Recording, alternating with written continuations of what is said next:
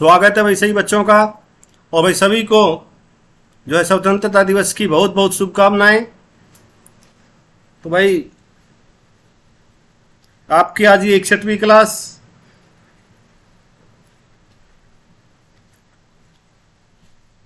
तो शुरू करते हैं भाई आज की क्लास आपके लिए। और शुरू करने से पहले एक बार फिर मैं सभी बच्चों से आग्रह करूंगा जिन्होंने अभी तक चैनल को सब्सक्राइब नहीं किया है, प्लीज़ वो चैनल को सब्सक्राइब कर लें और भाई वीडियो को लाइक और शेयर भी कर दें। देखो आप जो मेरा साथ दोगे तो भाई मेरा इससे हौसला बढ़ेगा और आपके लिए मैं जो है भाई और भी ज़्यादा मतलब मेहनत करूँगा। और आपके सहयोग के बिना जो है भाई मैं भी कुछ नहीं कर पा रहा हूँ।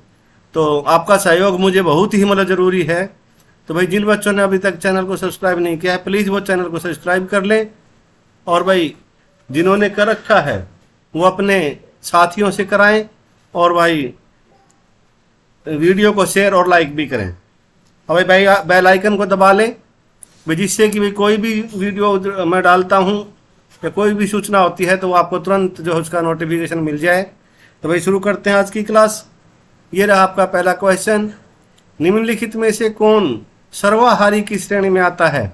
आपके जो विकल्प हैं वो भाई शाकाहारी, मांसाहारी, जिनमें ए तथा बी दोनों गुण हों या इनमें से कोई नहीं।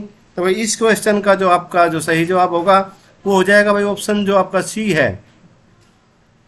सी ऑप्शन आपका जो है भाई सही जवाब होगा और सी ऑप्शन के साथ आप जाएंगे। तो भाई इसमें जो है थोड़ी सी मैं आपको जानकारी क्या आपको समझा देता हूँ। जो जंतु भाई केवल पादप खाते हैं उन्हें भाई शाकाहारी कहा जाता है। आप ये तो आपको पता ही होगा। तथा जो केवल जंतुओं को खाते हैं उन्हें मांसाहारी कहा जाता है। और जो जंतु भाई पादप तथा दूसरे प्राणी दोनों को खाते हैं उन्हें सर्वाहारी कहा जाता है। मतलब भाई जो है दोनों चीज़ें जो ए और बी जो जिसमें दोनों गुण हैं उनको भाई सर्वाहारी कहा जाता है। तो आप मेरा जो भाई समझ गए होंगे जो है इसकी। तो भाई मैं आपको जो है ना ये आपकी एनसीईआरटी से मैं ये क्वेश्चन जो है एनसीईआरटी से करा रहा हूँ। और मुझे उम्मीद है कि भाई जब जो भी आपके जो है विज्ञान के जो भी क्वेश्चन आएंगे तो वो आपका एक भी मिस नहीं होगा, क्योंकि आज से मैंने जो है ना एनसीईआरटी बुकें उठा ली हैं भाई। आपकी 6ठी कक्षा से लेकर 12वीं तक की जो है जो होगी वहाँ से जो आपके क्वेश्चन मैं लूँगा। तो आप समझ गए होंगे। तो भाई ये जो क्वेश्चन था आपका ये आप जो है उसी श्रेणी में जो मैं आपको कल बताया भी था, मैंने कहा भी था कि आगे आपके लिए मैं एक भाई अलग से कुछ लेके आऊँगा, तो वो यही है। और अगला जो क्वेश्चन है आपका, तो भाई उससे पहले मैं आपको बता दूं कि भाई आपके लिए भाई जो है एक पंजाब पुलिस की जो भाई हेड कांस्टेबल की वैकेंसियाँ निकली हैं, हेड कांस्टेबल की। तो इसमें जो है भाई जिन बच्चों के पास जो भाई किसी के पास अगर 10वीं में पंजाबी सब्जेक्ट अगर था तो वो भाई इसमें अप्लाई कर सकता है। तो बाकी जो भाई आप जो है पंजाब गवर्नमेंट की जो साइट है पंजाब पुलिस की, उस पर जाके देख सकते हैं। तो भाई जो इसमें जो अपना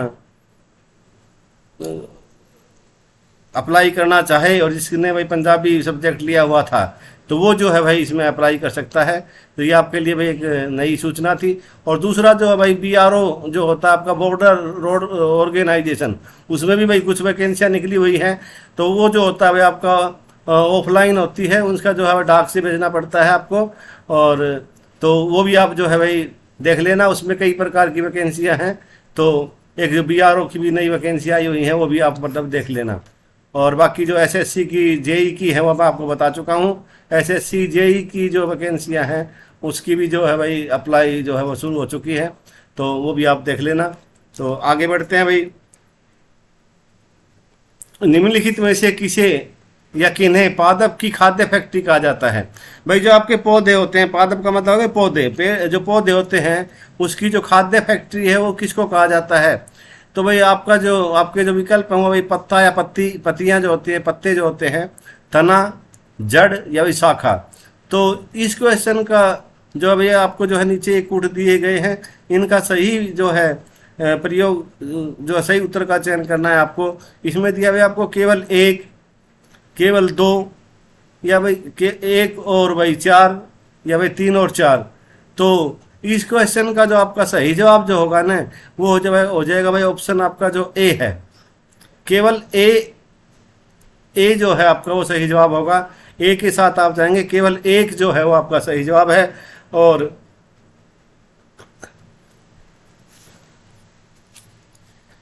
तो भाई इसमें क्या है कि जो अपने जो पौधे जो होते हैं उनका जो खाद्य पदार्थों का संश्लेषण जो है भाई वो मुख्यतः पत्तियों द्वारा होता है। इसलिए पत्तियां जो है पादप की जो है भाई खाद्य फैक्ट्री कही जाती हैं, आप समझ गए होंगे।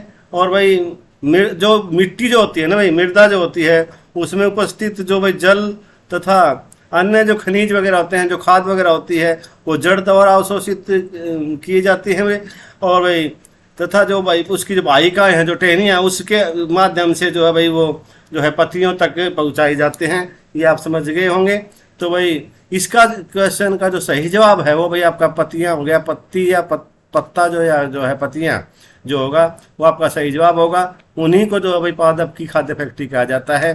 तो भाई आप समझ गए होंगे। और बाकी जो है भाई जो भी आपका जल वगैरह है और आपकी खाद वगैरह है, उसका जो भाई जो है जो सप्लाई है वो भी आपको जड़ के द्वारा होती है। तो आप समझ गए होंगे। तो और वो जो है भाई उसके माध्यम से, वाहिकाओं के माध्यम से जो है पत्तियों तक पहुंचाई जाती है। तो वैसे जो है आपकी जो मेन जो बात होगी भाई ये है कि भाई पत्ती या पत्तियां जो है पत्ता पत्तियां, ये भाई आपका जो ऑप्शन ए जो है वो पौधे की जो पत्तियां होती हैं वो ही भाई खाद्य फैक्ट्रियाँ होती है। आप समझ गए होंगे, अच्छे से आपको समझा दिया है। अगला जो क्वेश्चन है भाई, निम्नलिखित में से कौन सा ऐसे भौतिक परिवर्तन का उदाहरण है या है? कागज को फाड़ना, और भाई रंग में परिवर्तन होना, हाइड्रोजन और ऑक्सीजन का मिलकर जल बनना, या भाई कागज का जलना। तो भाई इस क्वेश्चन के भी जो अभी नीचे कूट दिया हुआ है और उसके हिसाब से आपको जो है भाई जवाब देने हैं। क्योंकि मुझे लगता है कि यदि भाई आपकी एनटी अगर पेपर कराएगी तो हो सकता है आपसे जो है ना इस तरह के क्वेश्चन जो है पूछे जाएंगे। तो मैं इसीलिए जो है भाई आपको, तो भाई आपका इसके थोड़े से आप अभ्यस्त हो जाएं, इसलिए मैं आपको ये क्वेश्चन करा रहा हूँ। और आगे भी जो है भाई रोजाना आपको 5-7 क्वेश्चन जो है ऐसे देखने को मिलते रहेंगे।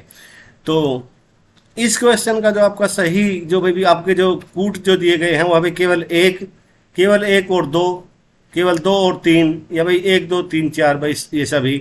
तो इस क्वेश्चन का जो आपका जो सही जवाब आपका जो होगा वो भी ऑप्शन ए ही होगा। कागज का फाड़ना जो है भाई, कागज को हम फाड़ देंगे, उसके टुकड़े कर देंगे, आप समझ लो इस बात को।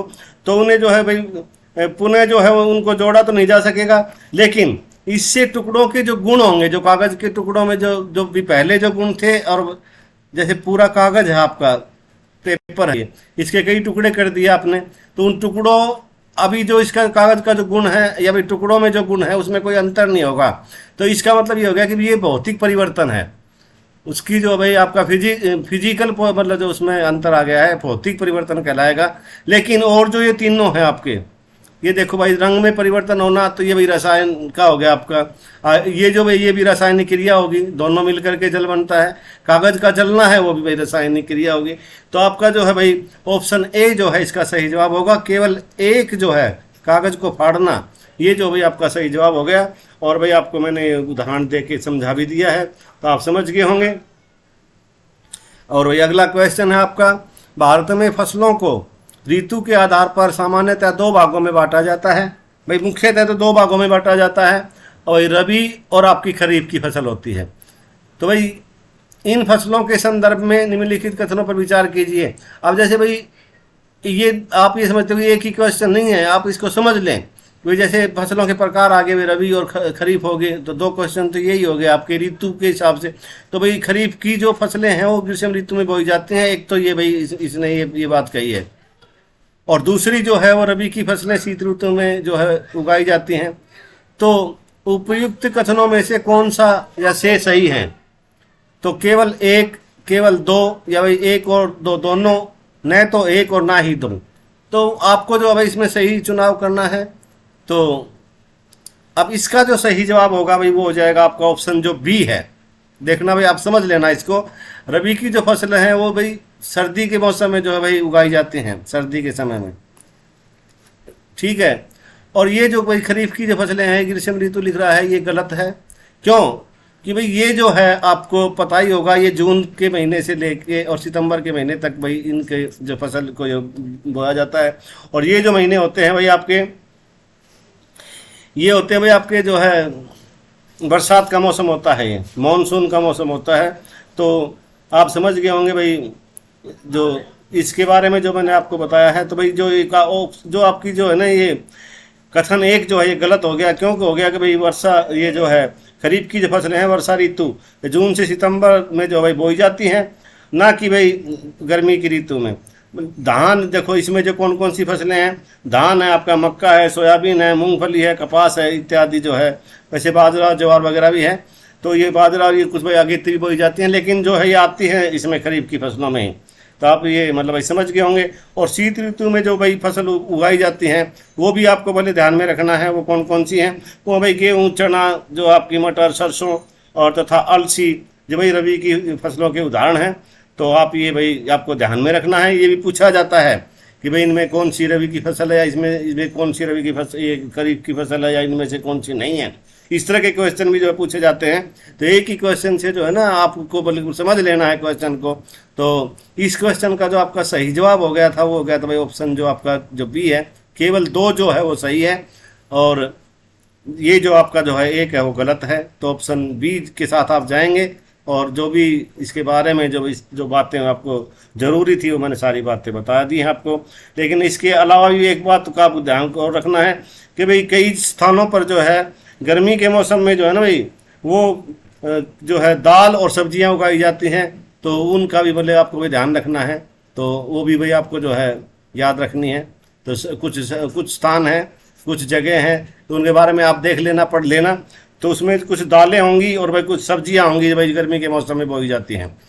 तो जैसे भाई आपके टमाटर की जो होगी आपकी, और हरी मिर्च का है, तो कुछ मतलब है भिंडी का है, मतलब जो आगे इतनी भिंडी बोई जाती है। तो कई चीज़ें हैं मतलब, और भाई कुछ दालें हैं। तो उनके बारे में जो है आप मतलब पढ़ लेना, देख लेना, ये आपकी जिम्मेवारी है। मेरा काम है आपको बताना, समझाना। अगला जो क्वेश्चन है वो है भाई सूक्ष्म जीव और उनसे होने वाले विभिन्न रोगों के संदर्भ में निम्नलिखित कथनों पर विचार कीजिए। और आपके जो विकल्प हैं वो भाई चिकन पॉक्स और हेपेटाइटिस ए विषाणु वायरस द्वारा होते हैं। भाई विषाणु या वायरस से होता है ये रोग। या भाई टाइफाइड और खसरा जो है भाई जीवाणु द्वारा होने वाला रोग है। ये भाई तीसरे नंबर पे जो इसने दिया है वो भाई अतिसार एवं मलेरिया जो है प्रोटोजोआ द्वारा होते हैं। तो भाई 3 के बारे में आपसे पूछा है, और इन कथनों में से कौन सा जो भाई सही है या भाई कौन से सही हैं, तो वो जो है आपको बताने हैं। तो आपके जो विकल्प हैं वो भाई केवल 1, केवल 2, केवल 1 और 3, और 1, 2 और 3। तो भाई इस क्वेश्चन का जो आपका सही जवाब जो आप देने जाएंगे, तो भाई इस क्वेश्चन का सही जवाब होगा आपका केवल 1 और 3 जो है इस क्वेश्चन का सही जवाब होगा।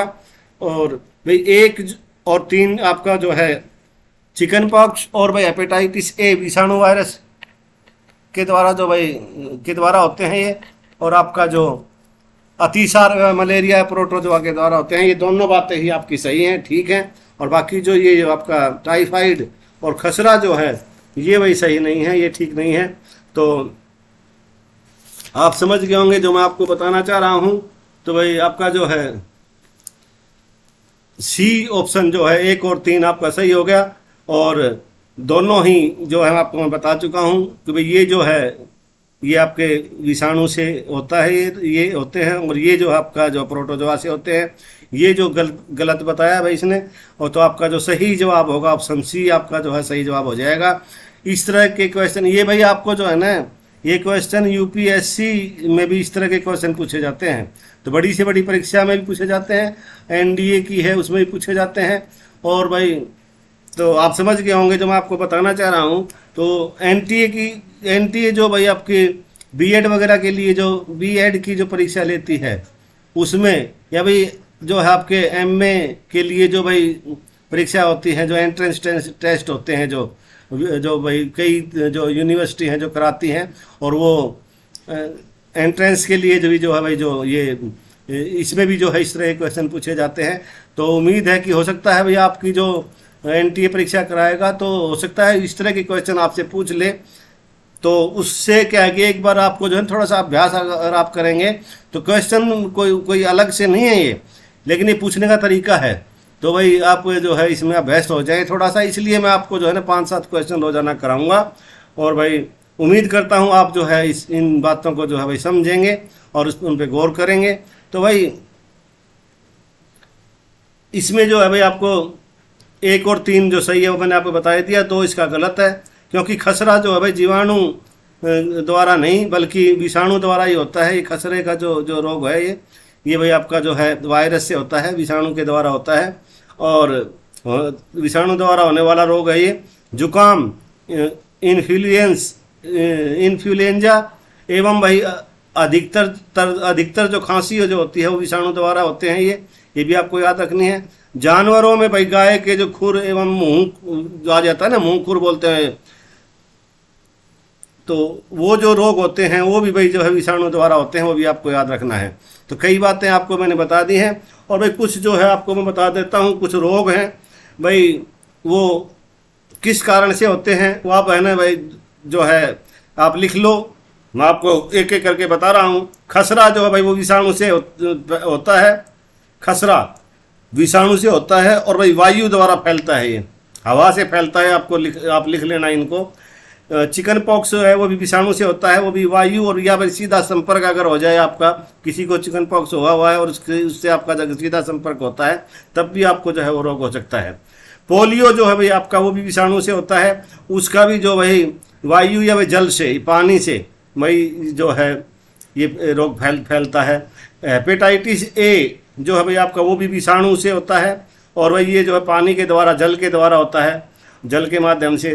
क्षय रोग जो होता है भाई वो भी जीवाणु से होता है आपका, वो भी भाई वायु से होता है, हवा से फैलता है। हैजा जो है भाई वो आपका जीवाणु से होता है, हैजा है आपको याद रखना है, जीवाणु से होता है हैजा। और जय की जो बीमारी है वो भाई जल और भाई भोजन दोनों चीज़ से हो सकती है। हैजा जो होता है वो भाई पानी से और भाई भोजन से होता है। और टाइफाइड जो है भाई वो भी आपका जीवाणु जनित रोग है, वो भी जल से होता है भाई, पानी से। मलेरिया है वो आपका प्रोटोजोआ मच्छर से होता है, और भाई अतिसार जो है वही प्रोटोजोआ जल से होता है। तो भाई ये कुछ जो जानकारी थी वो मैंने आपको जो है भाई बता दी है, ये आप लिख लेना। एक बार जो है भाई दोबारा से आप है ना आराम से जो वीडियो को देख लेना, और ये जो सारी बातें हैं उनको लिख लेना।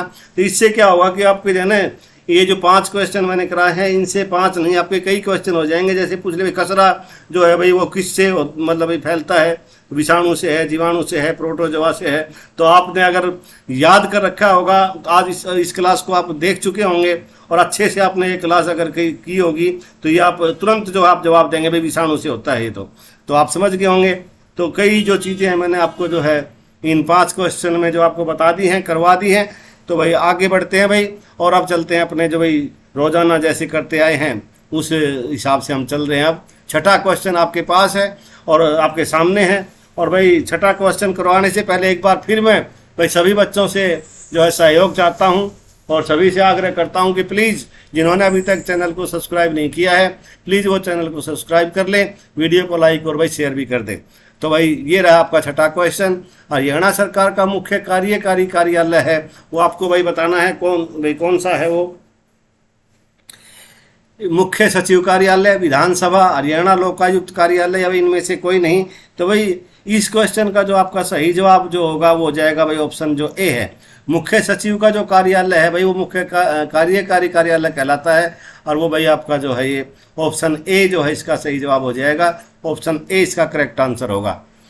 हरियाणा की वित्तीय राजधानी कौन सा शहर है आपको बताना है भाई। जैसे हमारी जो भारत की जो वित्तीय राजधानी है वो मुंबई को बोलते हैं, मुंबई जो है वैसे हमारी राजधानी नई दिल्ली है, लेकिन वित्तीय राजधानी हमारी मुंबई है। उसी तरह जो हरियाणा की वित्तीय राजधानी कौन सी है, आपके विकल्प है अंबाला, चंडीगढ़, फरीदाबाद, गुरुग्राम।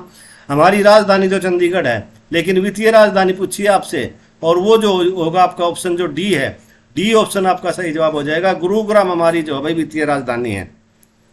यहीं से हमें भाई जो है ज़्यादा जो है भाई टैक्स वगैरह की प्राप्ति होती है। अगला जो क्वेश्चन है, शिवालिक हरियाणा के किस भाग में स्थित है? भाई शिवालिक का मतलब शिवालिक की पहाड़ियों से मतलब है, शिवालिक क्षेत्र जो है, शिवालिक की जो पहाड़ियां हैं वो हरियाणा के किस भाग में है वो आपको बतानी है। दक्षिण पश्चिम में, उत्तर पश्चिम में, दक्षिण पूर्व में या उत्तर पूर्व में। और भाई इस क्वेश्चन का जो आपका सही जवाब आप देंगे वो ऑप्शन डी होगा, उत्तर पूर्व में है भाई ये शिवालिक की पहाड़ियां जो है। और उत्तर पूर्व में कहाँ पे है ये? आपकी जो पंचकुला है, पंचकुला अम्बाला का जो एरिया है भाई, उस एरिया में जो है भाई ये आपकी जो शिवालिक की पहाड़ियां हैं। तो आगे बढ़ते हैं भाई, किस हरियाणवी साहित्यकार ने कृष्ण लीला लिखी है? और भाई आपके जो विकल्प हैं वो भाई मिश्र गोवर्धन, सारस्वत, उदय भानु हंस, ज्ञानचंद्र मिश्र, उपरोक्त में से कोई नहीं। और भाई सही जवाब जो आप देंगे ऑप्शन ए जो है आपका सही जवाब हो जाएगा। भाई जो है कृष्ण लीला जो है भाई वो मिश्र गोवर्धन सारस्वत ने जो भाई इसको लिखा है। ऑप्शन ए इसका जो है भाई करेक्ट आंसर है। अगला क्वेश्चन है आपका, दौलतपुर का टीला, भगवानपुर का टीला और हर्ष का टीला किस जिले में है? करनाल में, कुरुक्षेत्र में, अंबाला में, यमुनानगर में। और आपका जो सही जवाब होगा इस क्वेश्चन का ऑप्शन बी, आपका जो है ऑप्शन बी कुरुक्षेत्र आपका जो भाई सही जवाब हो जाएगा। कुरुक्षेत्र के साथ आप जाएंगे तो। और भाई जैसे ही आपकी ये मॉक टेस्ट क्लासें हैं ये, तो भाई आप जो है अपने जवाब, जब ये वीडियो के साथ साथ मैं आपको जवाब तो लिखवा ही रहा हूँ भाई किसका जो सही जवाब है, तो आप जो है अपने भाई खुद के जो जवाब हैं वो भी भाई एक लिखते रहना और मिलान कर लेना आपके कितने क्वेश्चन सही मिले हैं। क्योंकि जैसे मैं आपको बताता हूँ तो मैं थोड़ा रुक के मैं जो है सही जवाब का बताऊँगा मैं आपको, तो आप लिखते रहना और भाई अपनी जो है तैयारी जांच की भी जो है आपको परख हो जाएगी, जांच हो जाएगी। ओम प्रकाश चौटाला हरियाणा के कितनी बार मुख्यमंत्री बने? मतलब भाई कितनी बार, मतलब जो उन्होंने शपथ ली है कितनी बार वो मुख्यमंत्री बने हैं? 4 बार, 5 बार, 3 बार, 2 बार। और भाई सबसे ज़्यादा बार जो है इनको ही श्रेय है हरियाणा का मुख्यमंत्री बनने का। अवधि कोई ज़्यादा नहीं थी इनकी, समय इनका ज़्यादा नहीं था, लेकिन 5 बार इन्होंने शपथ ली है, 5 बार ये मुख्यमंत्री रहे हैं। ऑप्शन जो बी है आपका वो सही जवाब है। और भाई दिनों के हिसाब से चलें तो भाई बंसीलाल ने जो है भाई सबसे ज़्यादा दिन तक जो है भाई हरियाणा में जो है सीएम रहे हैं। उसके बाद जो आपके भजनलाल जी जो हैं वो उस जो दिनों के गिनती के हिसाब से चलेंगे तो फिर उनका नाम है। उसके बाद जो भाई भूपेंद्र सिंह हुड्डा जो है भाई आपके, ये लगातार जो है भाई 2 योजना जो है इन्होंने की है। तो इनके जो है भाई लगभग 10 साल के आसपास जो है भाई इनका कार्यकाल रहा है। 2004 से और 14 तक जो है, 2005 से और 14 तक जो ये भाई हरियाणा के मुख्यमंत्री रहे हैं। तो समझ गए होंगे आपको जो है भाई मोटा मोटी चारों के बारे में बता दी है। और अभी जो फिलहाल जो है आपके भाई 2014 से और अभी 2022 तक जो है आपके सीएम जो हैं वो मनोहर लाल जी हैं, मनोहर लाल खट्टर। तो ये भी आपको याद रखना है। तो वैसे जो था भाई सबसे ज़्यादा दिन तक और भाई लगातार का जो है वो भाई भजनलाल के नाम पे था पहले, तो अभी जो है भाई भूपेंद्र सिंह हुड्डा के नाम पे है। तो भाई लगातार 2 योजना इन्होंने जो की है। तो क्वेश्चन जो है भाई वो मैंने आपको बता दिया है। ओम प्रकाश चौटाला जी ने 5 बार मुख्यमंत्री की शपथ ली है, 5 बार वो मुख्यमंत्री बने हैं, ना कि भाई वो ज़्यादा दिन तक नहीं रहे हैं। तो ये थी भाई इस क्वेश्चन की जो भाई जानकारी थी पूरी वो आपको दे दी है। फरमाना स्थित प्राचीन स्थल किस जिले में स्थित है? वह आपको बताना है। फरमाना के पास में जो है ये भिवानी, रोहतक, करनाल और भाई आपका पंचकुला। और इस क्वेश्चन का जो सही जवाब आपका हो जाएगा ऑप्शन बी, रोहतक जिले में है भाई ये। और इसी जो फरमाना के पास वो स्थल है जो भाई आपका रोहतक जिला जो है भाई इसका सही जवाब हो जाएगा ऑप्शन बी जो आपका सही जवाब है। अरविंद केजरीवाल दिल्ली के मुख्यमंत्री हरियाणा के किस जिले से हैं? अरविंद केजरीवाल जी भाई आपको पता ही है दिल्ली के सीएम हैं और वो हरियाणा से हैं भाई वो प्रॉपर। तो उनका जो है भाई कौन से जिले से संबंध है? हिसार, सिरसा, भिवानी, झज्जर। तो भाई 4 विकल्प है और सही जवाब आपका ऑप्शन जो भी है वो भाई आपका सही जवाब होगा। ये भाई इनका जो है ना सिवानी मंडी आपने सुना होगा, सिवानी मंडी से इनका ताल्लुक है। और वैसे इनका गांव जो है भाई वो खेड़ा है, खेड़ा गांव के हैं ये।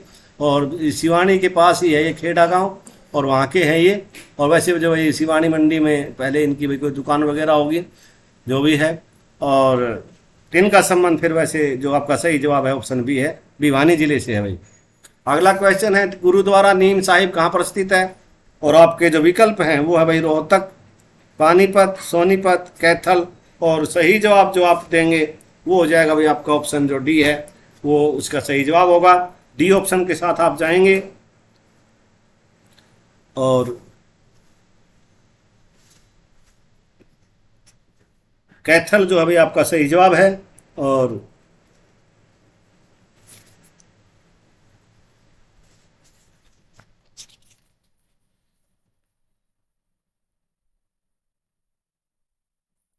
अगला क्वेश्चन है आपका भाई, अंबाला में ब्रिटिश छावनी कब स्थापित की थी। तो आपके जो विकल्प हैं वो है भाई 1843, 1905, 1947, 1931, और सही जवाब हो जाएगा आपका ऑप्शन ए 1843 जो है भाई आपका सही जवाब है। 1843 के साथ आप जाएंगे और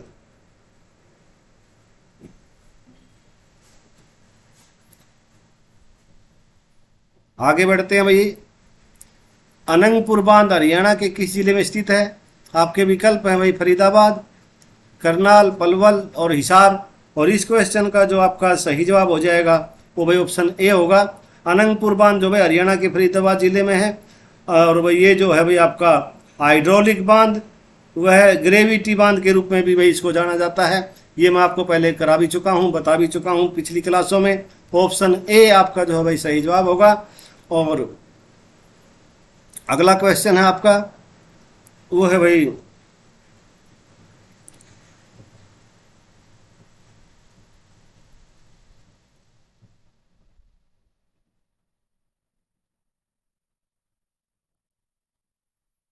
किस वर्ष हरियाणा का पंजाब में विलय किया गया था। आपके विकल्प आपके सामने 1858, 1938, 1757, इनमें से कोई नहीं। आपने अपना जो है भाई विकल्प चुन लिया है और मैं आपको सही जवाब जो है बताने जा रहा हूँ वो है भाई आपका ऑप्शन ए। ऑप्शन ए जो है भाई इसका करेक्ट आंसर है। और इसका भाई जो है 1858 ईस्वी में जो है हरियाणा को यूपी से अलग करके जो है पंजाब में विलय कराया गया था इसका। और कारण इसका यही था कि भाई यहाँ जो है 1857 में जो स्वतंत्रता संग्राम जो हुआ था, पहली जो स्वतंत्रता जो लड़ाई हुई थी, जो संघर्ष किया था, वो हरियाणा ने बढ़ चढ़ के इसमें हिस्सा लिया था। इसी कारण से जो है यूपी का जो आगरा संभाग जो था, आगरा संभाग में था ये हमारा क्षेत्र, उसको वहाँ से हटा करके और भाई आपका जो पंजाब में मिला दिया गया था।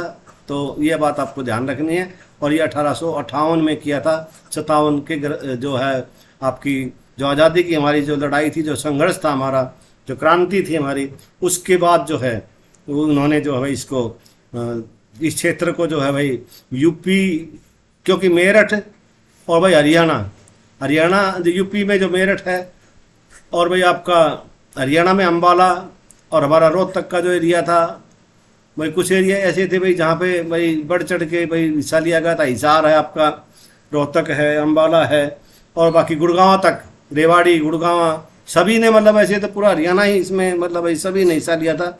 लेकिन मुख्य मुख्य बातें जो है आपको मैं समझा रहा हूँ, बता रहा हूँ। तो सही जवाब हो जाएगा आपका 1858। तो ऑप्शन ए जो है भाई आपका सही जवाब है। और कारण मैंने आपको बता दिया कि भाई वहाँ से हटा के और इसमें पंजाब में क्यों मिलाया था, उसका कारण यही था। और क्योंकि पंजाब ने जो है भाई उस समय जो है 1857 की उसमें जो पंजाब के जो शासक थे, भाई वहाँ के जो राजा थे, उन्होंने जो है भाई अंग्रेज़ों के खिलाफ जो है भाई कुछ भी नहीं किया था, उनका साथ दिया था। और हमारे जैसे भाई जींद रियासत ने भी जो है अंग्रेज़ों का साथ दिया था, तो इसलिए मैंने जींद का नाम भाई नहीं लिया, रोहतक का नाम लिया है।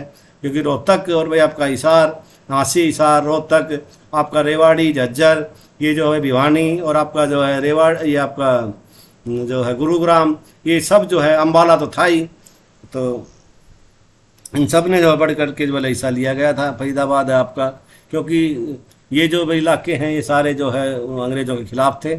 आगे बढ़ते हैं भाई। प्रसिद्ध भारतीय राजनीतिज्ञ श्रीमती सुषमा स्वराज का जन्म हरियाणा के किस जिले में हुआ था। वो भाई आपके विकल्प हैं अंबाला, रोहतक, पंचकुला और हिसार। और भाई आपके जो सही जवाब है वो है ऑप्शन ए, अंबाला जो है भाई आपका सही जवाब होगा। वही इनका जो जन्म है आपको वैसे बता दूं मैं 14 फरवरी और आपका 1952 में जो है अम्बाला में हुआ था भाई। और ये इनको जो है भाई दिल्ली की पहली महिला मुख्यमंत्री बनने का श्रेय प्राप्त है। दिल्ली की जो पहली महिला मुख्यमंत्री है वो सुषमा स्वराज बनी थी। उसके बाद तो फिर आपको पता ही है भाई अपने शीला दीक्षित जी जो लगातार 3 योजना रह के गई हैं। लेकिन पहली जो आपसे ये क्वेश्चन अगर पूछ लिया जाए कि भाई दिल्ली की पहली महिला मुख्यमंत्री कौन थी, तो वो आपकी सुषमा स्वराज जी थी। आपको ये याद रखना है। और भाई उसके बाद तो ये जो है केंद्र में कई बड़े बड़े मंत्रालय इनके पास रहे हैं, विदेश मंत्री भी रही हैं ये देश की, और वाजपेयी जी की सरकार में भी, मोदी सरकार में भी। तो भाई ये जो है एक बहुत ही अच्छी वक्ता थी ये भी आपको पता होगा कि इनकी जो है कई बार जो हमने जो भाई आपकी लोकसभा में इनके जो बहस वगैरह ये करती थी, जो अपना पक्ष रखती थी, ये एक जो भाई उनकी एक शैली थी जैसे वाजपेयी जी की थी, ठीक उसी तरह से जो भाई इनका भी एक जो है भाषण जो इनका में जो है कोई सानी नहीं। तो ऑप्शन ए जो है भाई इस क्वेश्चन का आपका सही जवाब हो गया। अम्बाला जो है इसका सही जवाब है। और 14 फरवरी को आप वैसे भी याद रख सकते हैं, अगर इनके जन्मदिन के बारे में आपसे पूछ लिया जाए कि जन्म कब हुआ था, तो 14 फरवरी आपको पता ही है भाई वैलेंटाइन डे होता है। और 1952 खाली याद रखना है आपको, और वो तो आप तुरंत क्लिक कर जाएंगे। तो 1952 और भाई आपका 14 फरवरी आपको जो है ये याद रखना है। अगला जो क्वेश्चन है, सुप्रसिद्ध मनसा देवी का मंदिर हरियाणा के किस जिले में है? आपके विकल्प हैं फरीदाबाद, अम्बाला, झज्जर, पंचकुला। और भाई ऑप्शन जो डी है ये आपका सही जवाब है, पंचकुला में है ये मंदिर। और ये भाई आपका जो है चंडीगढ़ से 9 किलोमीटर की दूरी पे है भाई आपका जो मनी महाराज के निकट है ये पंचकुला में।